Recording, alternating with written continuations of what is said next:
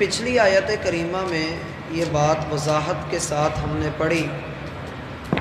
کہ قوم سبا پر اللہ کے بے شمار انعام اور احسانات تھے۔ اللہ نے ان کو جہاں دنیاوی نعمتوں سے مالا مال فرمایا تھا، وہیں اللہ رب العالمین نے ان کو وسائل کی ایسی نعمت عطا فرمائی تھی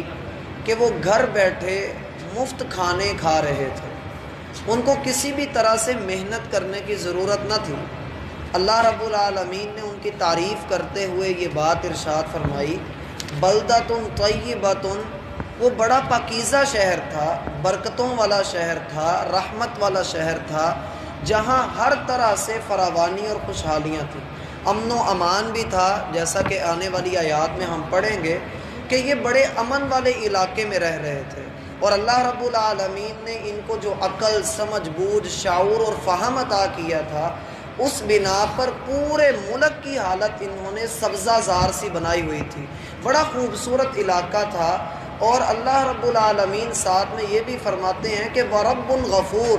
ساتھ یہ کہ بڑے خوبصورت علاقے کے ساتھ جس رب کی ان کے اوپر ربوبیت تھی، جو رب ان کو عطا کر رہا تھا، وہ رب بڑا بخشنے والا ہے۔ اور اس رب کی عطا یہ تھی کہ اس نے ان کے گناہوں کے باوجود، ان کی غلطیوں کے باوجود ان کو سمجھانے کے لیے کتنے انبیاء کرام علیہم السلام بھیجے۔ اللہ کا یہ واضح طور پہ فرمان ہے، وَمَا أَرْسَلْنَا فِي قَرْيَةٍ مِّن نَبِيٍّ إِلَّا أَخَذْنَا أَهْلَهَا، کوئی بھی بستی ایسی نہیں ہے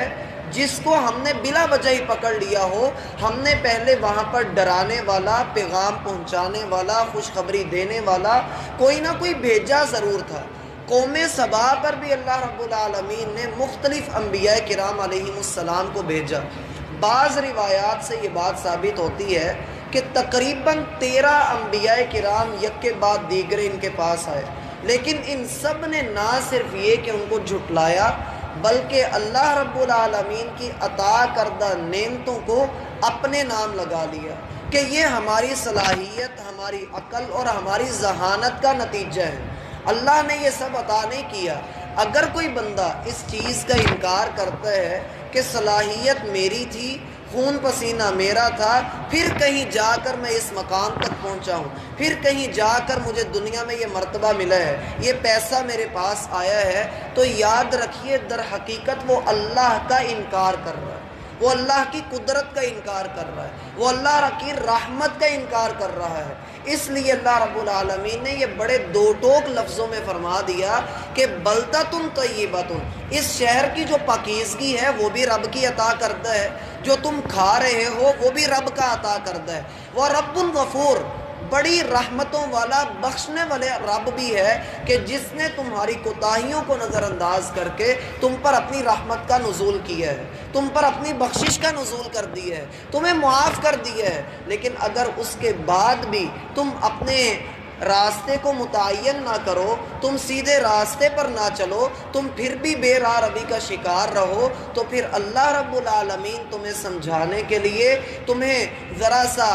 ہلا دیں گے تاکہ تم لوگوں کو پتہ لگے، جیسا کہ اللہ رب العالمین کا فرمان ہے، أَفَأَمِنَ الَّذِينَ مَكَرُوا السَّيِّئَاتِ أَن يَخْسِفَ اللَّهُ بِهِمُ الْأَرْضَ، کیا گناہ کرنے والے، اللہ رب العالمین کو اپنے تئیں دھوکہ دینے کی کوشش کرنے والے اتنے نہ ڈر ہو گئے ہیں کہ اچانک سے اللہ ان کو زمین کے اندر دھنسا دے یا دردناک عذاب ان کے اوپر بھیج دیا جائے، اچانک سے وہ عذاب ان کے اوپر آئے اور یہ جب اس میں مبتلا کیے جائے تو ان کو ذرہ بھر بھی پتہ نہ لگے کہ ہمارے ساتھ ہوا کیا ہے۔ کیا یہ لوگ اتنے نہ ڈر ہو گئے؟ او یاخذہم علی تخوف، اگر اللہ چاہے تو اللہ ان کے سوتے میں ان کو پکڑ لے، اللہ ان کے خوف کی حالت میں ان کو پکڑ لے، لیکن اللہ بڑا غفور الرحیم ہے۔ ربکم لرؤوف الرحیم، تمہارا جو رب ہے، تمہارا جو پالنے والا ہے، اس نے اپنے اوپر رحمت کو لازم کر لیا ہے۔ رحمت اس کی ایسی کمال چیز ہے کہ ہر چیز کو اس نے گھیرے میں لیا ہے جو اس کے غضب کے اوپر بھی حاوی ہو جاتی ہے۔ انسان جتنے مرضی گناہ کرے، جتنی مرضی نہ شکری کرے، اللہ رب العالمین اس کے رزق میں کمی نہیں آنے دیتے ہیں، اللہ رب العالمین اس کے ساتھ رحمت والا معاملہ ہی رکھتے ہیں کہ ہو سکتا ہے یہ پلٹ آئے، ہو سکتا ہے یہ اللہ کے در پہ آ جائے۔ لیکن انسان اتنا نہ شکر ہے، اتنا نہ شکر اور تھوڑ دلا واقع ہوا ہے کہ اللہ رب العالمین سورہ ہود کے اندر یہ بات بیان فرماتے ہیں کہ 950 سال تک نوح علیہ السلام نے اپنی قوم کو دعوت کا پیغام دیا، ان کو دعوت دی، اللہ کے دین کی طرف بلایا، لیکن 950 سال کے کثیر اور لمبے عرصے میں سوائے چند لوگوں نے اسلام قبول نہیں کیا۔ اور نوح علیہ السلام نے جب اللہ کے حکم سے کشتی بنا کر حیوانوں کو، جانوروں کو، جن کو شعور نہیں ہے، عقل نہیں ہے، جو بے عقلیں ہیں، ان کو ایک آواز دی، وہ سارے چل کر کشتی میں سوار ہو گئے۔ یہ بڑا لطیف نقطہ ہے کہ انسان جسے اشرف المخلوقات کہا گیا، اسے آپ 950 سال تک بلاتے رہے لیکن وہ آپ کے پاس نہ آیا، اور ایک کم عقل جانور جسے اللہ نے عقل ہی نہیں عطا کی ہوئی، اسے ایک آواز دی، وہ آپ کے پاس آ کے آپ کی بات کو مان گیا۔ پھر یہ وہ مقام ہوتا ہے جہاں انسان کو اس بات کا احساس ہوتا ہے کہ میں تو انسان بھی نہ رہا، میں تو جانور کے برابر بھی کھڑا ہونے کے لائق نہیں، کہ ذلت کے ان گڑھوں میں جا گرتا ہے جسے اللہ فرماتے ہیں جانوروں سے بھی بدتر۔ اس لیے یہاں پر قوم سبا کی اب بگڑی ہوئی حالت کو اللہ ذکر فرما رہے ہیں ایک لفظ کے اندر۔ اللہ فرماتے ہیں فَأَعْرَضُوا، صرف ایک یہ ان کا جرم تھا کہ انہوں نے اعراض کیا۔ یہ اعراض کیا ہوتا ہے؟ اعراض ہے بندگی کے بالکل برعکس، بندگی کے مقابلے میں ہے بے بندگی، شکر کے مقابلے میں ہے ناشکری، اسلام کے مقابلے میں ہے کفر۔ انہوں نے اعراض کر لیا۔ اعراض یہ کیا کہ اللہ نے ان سے کہا تھا اپنے رب کا دیا ہوا رزق کھانا ہے، اس کا شکر ادا کرنا ہے، انہوں نے رب کی نہیں مانی، انہوں نے وہ صلاحیت، ذہانت اور اپنے خون پسینے کو اپنے نام کر کے کہا کہ یہ ہماری محنتوں کی کمائی ہے، یہ ہمارا ہے، ہمارے بیج ہیں اور ہماری یہ فصلیں ہیں، ہماری یہ زمینیں ہیں۔ جب یہ کہا تو اس کے ساتھ ساتھ اللہ کے دین کا بھی انکار کیا۔ ہم اپنے آپ کو دیکھتے ہیں، اللہ رب العالمین نے ہمیں یہ دین عطا کیا ہے، ہمارے اعراض کی کچھ صورتیں ایسی ہیں جنہیں ہم اعراض سمجھتے نہیں ہیں۔ ہم نماز چھوڑ دیتے ہیں صرف یہ کہہ کر کہ ابھی میری دکان کے اوپر گاہک آئے ہیں، ہم سود لے لیتے ہیں صرف یہ کہہ کر کہ میری مجبوری بنی ہوئی ہے، حالانکہ ہمیں یہ معلوم ہوتا ہے کہ نماز اللہ کا حق ہے، میں نے یہ ادا کرنا ہے، مجھے پتہ ہے کہ سود حرام ہے، جھوٹ، غیبت، دھوکہ، یہ سارے معاملات حرام ہیں، لیکن میں آنکھیں بند کر کے چہرہ چھپا کر گزر جاتا ہوں کہ نہیں جی وقت کی ضرورت ہے۔ یہ وہ اعراض ہوتا ہے کہ جاننے بوجھنے کے بعد بھی انسان چڑھتے ہوئے سورج کو دیکھ کر آنکھیں بند کر کے کہے کہ نہیں جی ابھی اندھیرا ہی ہے۔ انسان 2 + 2 کو جان بوجھ کر 6 اور 7 بنانا شروع کر دے یا اس میں کمی کرنا شروع کر دے۔ ہر چیز کا اپنا ایک مقام ہے، اپنا ایک مرتبہ ہے۔ جب ہم اس کو وہ جگہ نہیں دیں گے، جب ہم اس سے کنی کترا کر گزر جائیں گے، یہ وہ اعراض ہوتا ہے جس کے بعد اللہ فرماتے ہیں کہ قوم سبا نے جب یہ اعراض کیا، جب انہوں نے اللہ کی ناشکری کی، جب انہوں نے اللہ رب العالمین کو اپنے تئیں دھوکہ دینے کی کوشش کی، فَأَعْرَضُوا، ہٹ درمی اختیار کی، جاننے بوجھنے کے باوجود بھی وہ جاہل بنے رہے، فَأَرْسَلْنَا عَلَيْهِمْ سَيْلَ الْعَرِمِ، ہم نے ان کے اوپر جو بند انہوں نے باندھ کر رکھا تھا، جو ان کی آبپاشی کی کمر تھی، جو بیک بون تھی، جہاں پر انہوں نے پانی اپنا سٹاک کر کے پورے ملک کے اندر خوشحالیاں اور فراوانیاں بچھا رکھی تھیں، بڑے بڑے باغات تیار کیے ہوئے تھے، بڑے درخت انہوں نے لگائے ہوئے تھے، بڑا خوشحال علاقہ تھا، ہم نے ان کی بنیاد کو توڑ دیا۔ فَأَرْسَلْنَا عَلَيْهِمْ سَيْلَ الْعَرِمِ، جو بند کے دروازے تھے، جو ڈیم کا گیٹ تھا، اللہ فرماتے ہیں ہم نے اس گیٹ کو توڑ کے اسی پانی کے ذریعے، جس پانی پر وہ بڑا فخر کیا کرتے تھے، بڑے اترا کر رہا کرتے تھے کہ اس پانی کی بنا پر ہماری زمین بڑی زرخیز ہے، خزانہ اگلتی ہے، سونا یہ اگلتی ہے، اسی پانی کے ساتھ ہم نے ان کے سارے باغات کو تباہ و برباد کر کے رکھ دیا۔ یہ انسان کے اوپر اللہ رب العالمین کا ایک ایسا سبق ہے۔ آپ کسی بھی چیز کے پیچھے بھاگیے، آپ کسی بھی چیز کو اپنا ماٹو مقرر کر لیں کہ میں نے اس چیز کو حاصل کرنا ہے،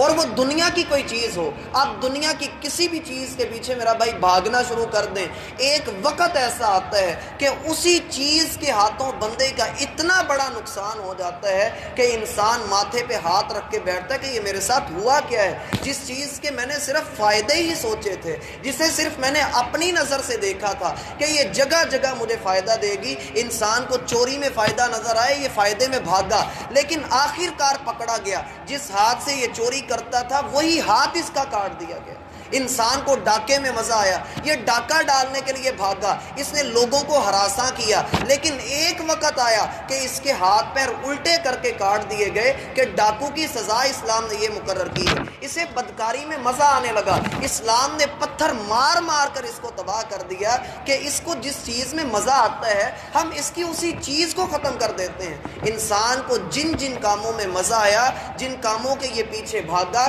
اس نے دولت کو اپنا بت بنایا، دولت نے اس کو نقصان دیا، دولت نے اس کے گھر سے سکون ختم کر دیا۔ یہ شراب کے لیے سکون کے لیے بھاگا، شراب پی، شراب نے اس کے سارے گناہوں کے اوپر ایک ایسی لمبی فہرست تیار کروا دی کہ انسان کہیں کا نہ رہا۔ جو چیز انسان نے اپنے لیے متعین کی، جس چیز کے پیچھے انسان بھاگا، جس چیز سے انسان نے فائدے کی حاصل کرنے کی کوشش کی، اللہ نے اسی چیز کو انسان کے لیے وبال بنا دیا۔ پھر آخر انسان کرے تو کیا کرے؟ انسان اس دنیا کی بے ثباتی کو سمجھ لے، لیکن پھر بھی انسان بل تؤثرون الحیات الدنیا، پھر بھی تم دنیا کو ہی ترجیح دیتے ہو، پھر بھی تم دنیا کے پیچھے بھاگتے ہو۔ اور وہ شخص جس کی طلب اللہ بن جاتا ہے، جسے اللہ کی رضا کی طلب لگ جاتی ہے، جسے اس بات کا لالچ ہوتا ہے کہ میں نے اپنے رب کو راضی کرنا ہے، پھر وہ شخص ہوتا ہے جس کے ہاتھ میں اللہ لوہے کو بھی نرم کر دیتے ہیں۔ وہ شخص ہوتا ہے جس میں اللہ رب العالمین ساری خیر و برکات کو جمع کر دیتے ہیں۔ فَأَرْسَلْنَا عَلَيْهِمْ سَيْلَ الْعَرِمِ، ان کی ناشکری کا، ان کے اعراض کا، دین سے دور ہونے کا ان کا نقصان یہ ہوا کہ اللہ نے ان کی بنیادی چیز کو ان کے لیے وبال بنا دیا، وہ بنیادی چیز ان کو لے کر ڈوب گئی۔ ہم اپنے اس وطن کے اندر آنے والے اگر زلزلے کا جائزہ لیں تو جن علاقوں میں وہ زلزلہ آیا تھا وہ ہمارے ٹاپ کلاس علاقے تھے کہ سیر و سیاحت کے لیے لوگ وہاں پر جاتے ہیں، وہاں کا رخ کرتے ہیں، لیکن اسی جگہ پر اگر رہ کر اللہ کی نافرمانی کی جاتی ہے، اللہ رب العالمین کی بغاوت اور سرکشی کی جاتی ہے صرف مزے کے نام پر، اور اس نام پر کہ دین اتنی بھی سختی نہیں کرتا، اللہ رب العالمین نے ذرا سا زمین کو ہلا کر جو نقصان ہوا ہے، اللہ کی قسم آج تک اس کی تلافی نہیں ہو سکی۔ جو ہر سال سیلاب آ جاتا ہے، ہمارے اوپر آفات جو آ جاتی ہیں، دراصل یہ قدرت کی طرف سے اشارے ہوتے ہیں کہ آپ کے اوپر یہ جو چھوٹی چھوٹی